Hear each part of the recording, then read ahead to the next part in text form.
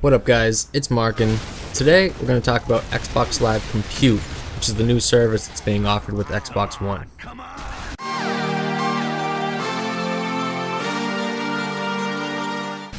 Now, one of the most important aspects of Xbox Live Compute is going to be dedicated servers. They're offering dedicated servers for free to all game developers. Every game that's being developed for Xbox One is going to have free dedicated servers. So I think that's one of the most important parts, hands down, in terms of gaming. I've always talked about this. COD is probably the worst about servers, where you'll have just dropouts, lag is just so terrible, and it's just such a big difference from being host to being just a normal player. Think about those of you that played Gears 1. That was one of the most ridiculous games ever for host advantage. A host would have pretty much a 1-to-1 ratio of what was actually happening, and if you were playing off host, it was probably 3/4 of a second delay as to what was actually happening. You had to aim your shots to where you thought players were going to be. It was just crazy. Now there's dedicated servers. There's going to be no host advantage. Everybody will be playing equally, just like PC games have been doing forever. So I think that's a really big aspect of this Xbox Live Compute. Now, something that a lot of people are overlooking is this whole cloud thing that comes with it. Now, one of the biggest things, the biggest uproar of everybody with the Xbox One was the always needing to be online, and they've gotten rid of that. But when you're playing multiplayer games, you're online anyway, so not really such a big deal. So in addition to the dedicated servers, the compute will allow basically developers to offload all their other things like world management and rendering, controls, particle effects, lighting, all that stuff to the cloud. So this is going to allow developers to concentrate more on the core gameplay of everything. They're going to be able to not have to worry about, say you're playing a game like, I'll just say like Elder Scrolls, one of the RPGs like that. They're not going to have to worry about doing any rendering for their environments. They're enormous environments.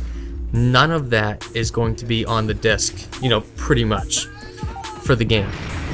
So all of that, mostly all of that, is going to be on the cloud. So they can then spend all of their time working on the actual gameplay to better the actual game.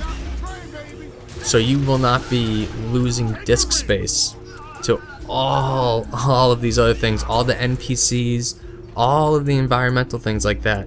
They're basically going to take up no disk space. You're going to be able to do all of that on the cloud. It's going to be awesome. Now they have, what they can also do is patches, updates, map packs, things like that.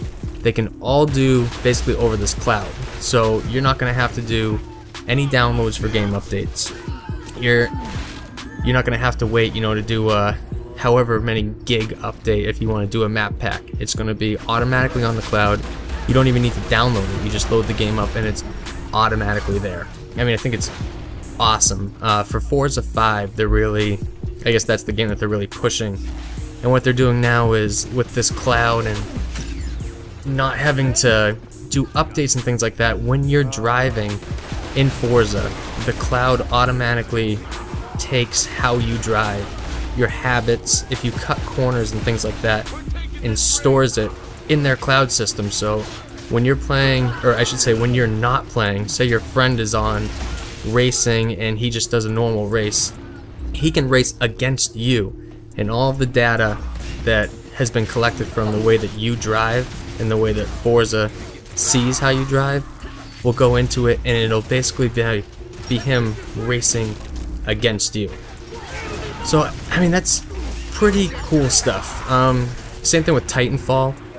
All of their, I guess there's NPCs in all of their multiplayer modes. So it's not just PvP. I think it's 7v7 is the normal game, but you have all these NPCs in there as well, and none of them are being made into the disc. The developers do all of that on the cloud, so you don't have to worry about losing any data space or anything, any gameplay changes, because they have all of this extra shit that you have no idea about that's going on in the cloud. So I think that's a huge deal. Now, the PS4 has what's it called, Gaikai or something like that, which is kind of similar for their dedicated servers, but I think Xbox is really taking it to the next level, and maybe for multiplayer gaming it might be the system to go. I don't care about any of these console wars or anything like that. I usually get everything. I'm not getting anything on launch day.